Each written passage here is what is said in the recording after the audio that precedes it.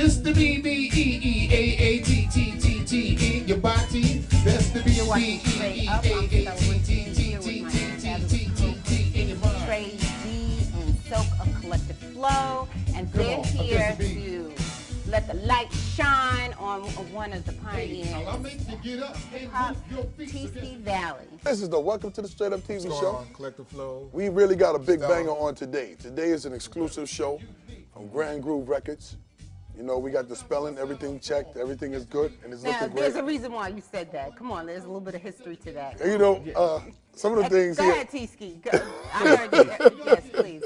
What's behind the spelling?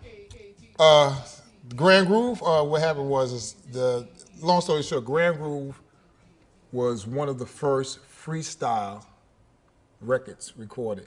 Grand Groove is spelled, you know, I spelled groove wrong when I spelled it in the song. I left out an O, so it's actually Grand Grove.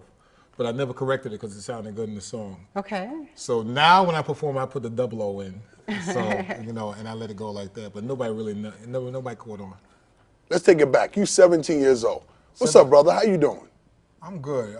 17, I walked into a studio called Blank Tapes down on 23rd Street in Park Avenue. It was really different because when I walked in, I was just TSKI. And I wasn't there to do my thing. I was there to produce a group called Just the Four from Imperial JC, from the Herculoids. And when I walked in, I ran into a gentleman named Solomon, who was with Sky. Gotcha. Randy Muller from Brass Construction, and also Fonda Ray was there. She was doing Over Like a Fat Rat. So my mind was somewhere else because I'm looking at all these other people. And the only person, Fonda Ray wasn't big, but Sky and Brass Construction, those was like people I grew up with. And just to be here with this guy, Bob Blank, whose son is Kenny Blank, who played on the Parenthood, you know, he played in the Parenthood and the Super. Just get behind the mic, you know. I mean, it was, like I said, it was a freestyle song. After I did Just the Four, and I hummed to my band, big up to Wayne Bratway, Binky Bryce, Barry Eastman, who writes for Anita Baker. These guys came together, and I just hummed something to them. It was like sort of like Heartbeat, but it was a jazz type thing. And as they started playing, I just got on the mic and just went, woo! That's the only thing I could think of. And I just said, catch the beat when I just ran out of words. Gotcha. And sat back for a minute, thought of something, and just let it keep running. That was classic. Yeah, it was, but the record's 9 minutes and 21 seconds long. You know? We're going to get into that portion of it. But, you know, it took something, Trady. Well, it was a big difference back then, you know, to how MCs, you know, did their songs, you know. That's what I wanted to know about. We really didn't have those bridges, those breakdowns. You know, the hook lines, you know, we just going on for hours. That's what I wanted to know about. For hours. Yeah, that's how it was. We get on the mic, and until somebody say, pass the mic, you stayed on that mic. Oh, okay. You know, that was it. Yeah, so, I mean, and that's how you recorded the song? You just kept going until, as long as the band kept playing, I kept going. Until then, when they said, that's it, because we was basically out of tape, because we just did the Just Four on the 456, and we had other stuff on there. It was just absolutely no more tape left. Okay. Otherwise, we'd have just kept flowing. So I really couldn't tell you how long the song would have been. Well, first, like I said, I started off with my own group. I started as a break dancer with Zulu King Charlie Rock.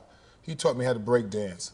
After break dancing, I saw a lot of, I took into the DJs. I like Kool Herc, AJ, Breakout. Those guys was like idols to me. And Flash and Theodore was coming off. I was like, this is what I want to do. Went to Radio Shack, bought me a battery operated mixer, 9 volt. You know, every party was like testing the battery, you know, make sure it was good. Yes. And then after I saw these guys DJing, and that's something I wanted to do, I got into it. Yeah.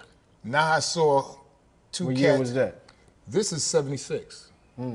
76. Now come 77, I see a guy named Lovebug Starsky and DJ Hollywood who's DJing and MCing. Not only that, they had the girls going crazy. This is what I needed. You know what I'm saying? Like, what you wanted. I had to do this. You know, it's crazy, you know, that you mentioned Love Starsky because he's actually the one who I heard that made me want to become an MC as well. Right, you know what I mean? So they did these things in the Bronx. You know, the South Bronx was burnt down at the time. I mean, it was basically ruins. And what we did is, you know, it was $2 or $3 to get into a party, but we didn't do it for money. We did it because that was our outlet. You know, we did it for fun. We didn't do it to make a whole lot of money. It was like we go play in schoolyards, hook up to the light posts and stuff like that. It was just one of our outlets that we did. And when that after I saw Love Bug in Hollywood, I started MCing and DJing.